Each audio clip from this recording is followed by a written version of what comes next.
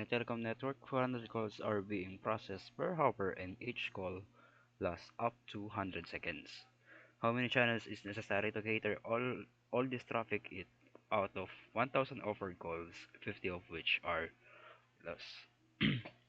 So, dalawa yung missing. Ito yung missing natin para, or example, technically dalawa. So, una nga, yung nasa first sentence na hinahanap niya, how many channels is needed to cater all this traffic para sa 400 calls per hour and 100 seconds, yung maximum ng kada isang call. Pangalawa is, what is the grade of service? So, itong table na to, ito nasa taas, these are the grades of service.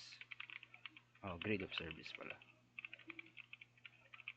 And yung problem na to uses uh, uh, dalawang solving para makuha. Parang dalawang problem siya sa isang buong ano. So, unang-una, nakunin muna is find the grade of service. Again, the grade of service would be equal to uh,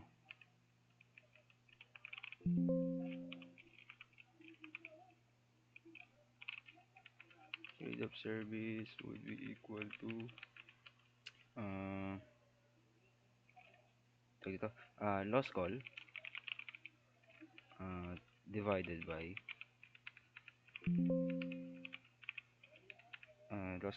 the offered calls. So, if out of 1,000 offered call, 50 of which are lost, ang grade of service natin,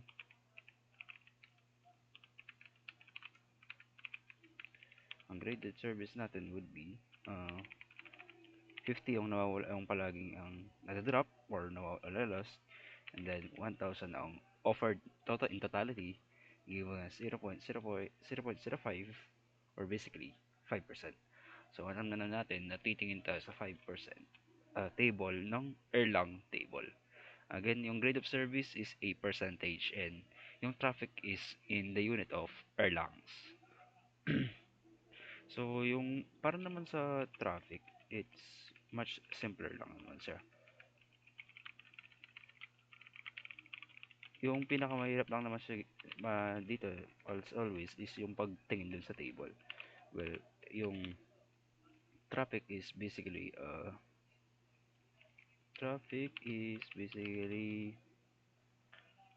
total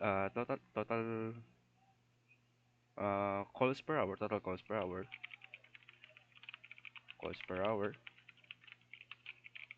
and then yung duration ng of calls.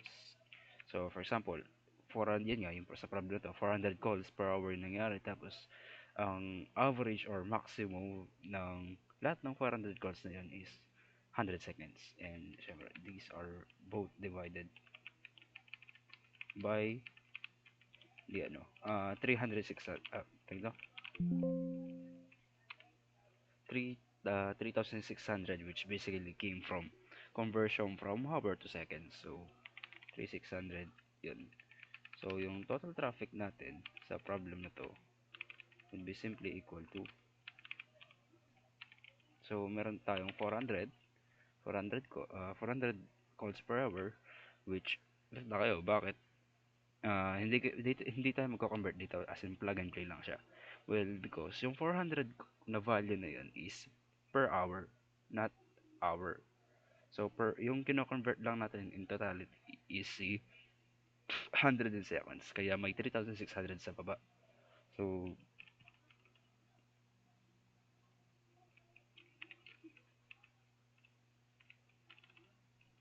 yun, 100 seconds, then divide by 3,600.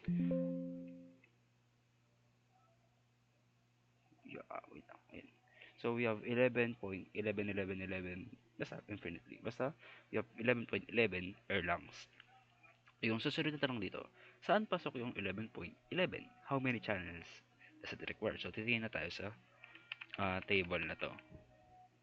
Tinawad na ako tapusin. Ito na lang yung hanggang 20 channels na lang. So, again, nakuha natin, Erlangs is 11.11 for a grade of service na 5% din sa problem na yun. So, titingnan natin, saan ang may pinakamalapit na 11.11 sa 5% na column. Dalawa ang una natin makita, which is 10.60 and 11.50. Ang pinakamadaling ano dito, madaling understanding is 10.60, for example, for 15 channels, 10.60 ang maximum or length. So for example, nakuha natin 11.11, hindi siya papasok kay 15 channels kasi 10.60 lang ang kayang i-cater ng 15 channels na traffic or length. So, pupunta tayo kay 16 channel. Ang 16 channels, ang kaya niyang capacity is 11.50 erlangs. So, yun na. Diretso na siya. Ito ba yung, hindi ko, parang, ito nga yata yung hindi kayo pinapasok ko, sir. So, move tayo sa frequency reuse. Yung frequency reuse naman, itong 3, 4, and 410 and 39 basically means how many tawag how many frequency per BTS. And sa case ng 39, it's basically 3 frequency. Example, yan nga, di ba, we have 8.35 megahertz to 9, ay, dito ba? 8.75, basta yung range ng GSM. Yung, di ba, pwede mo siyang i-chop-chop. So, basically, 39 means tatlo yung BTS mo. Kada isa, may tatlong frequency na ginagamit yung isa. So, in the case ng 39, yan nga, kada isang BTS, tatlo. So, 3 BTS, 9 frequency. Or, rather, 9 frequency. Pero yung 9 frequency na yun, paulit-ulit lang.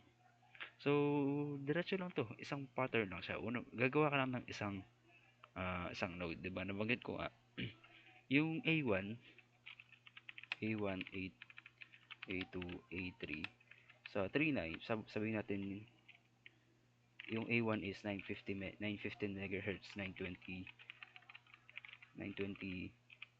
megahertz, and then 930, sabihin natin ganyan. And then syempre iba rin yung kay B1, B2,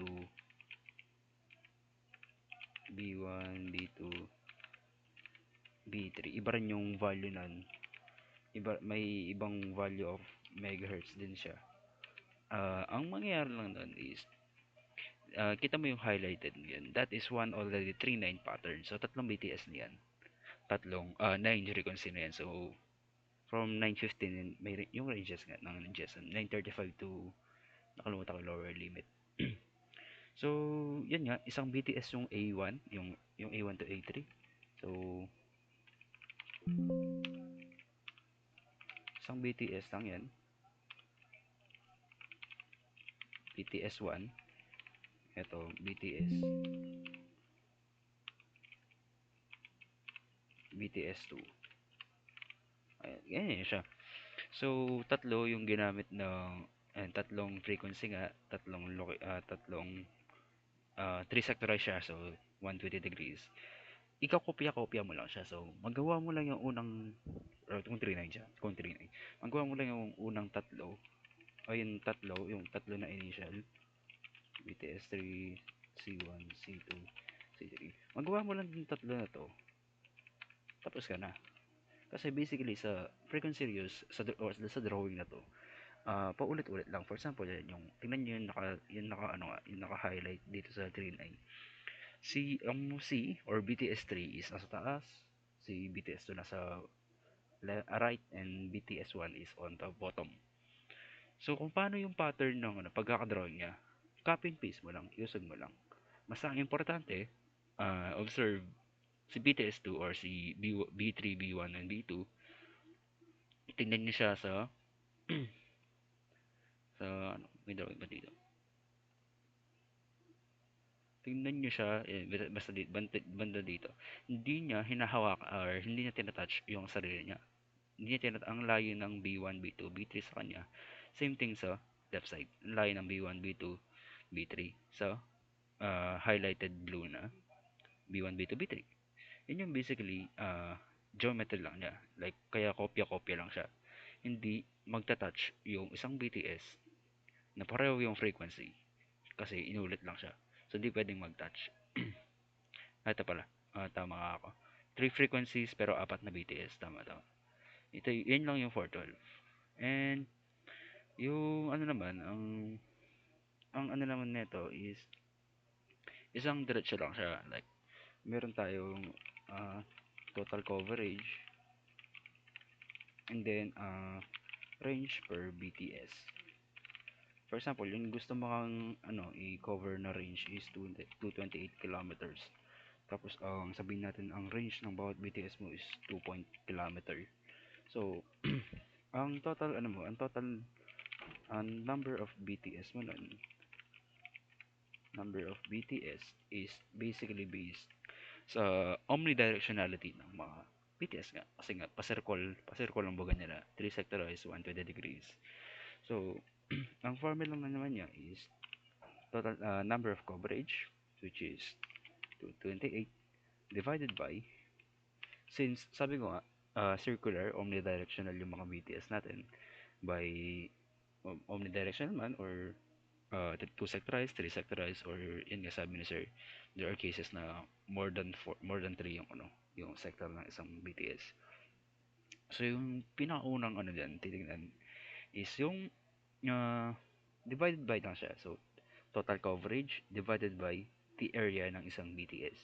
So isang area ng BTS is just a formula ng circle. Kaya nga, omnidirectional, diba? So we have pi times yung range per BTS, which is 2.11 in kilometers, and then squared siya as as uh, di ba nga pi r squared. Kaya ang wait, ba't ganun? Ay, hindi yata, double yata. Hindi, ba't ganun? Basta alam niyo na. Hindi ko na alam yung formula sa sa Excel. Ayun, basta divide siya by total area divided by the area of one BTS. Ang area ng isang 1 BTS is just simply area ng circle, pi r squared. Yan, tapos na.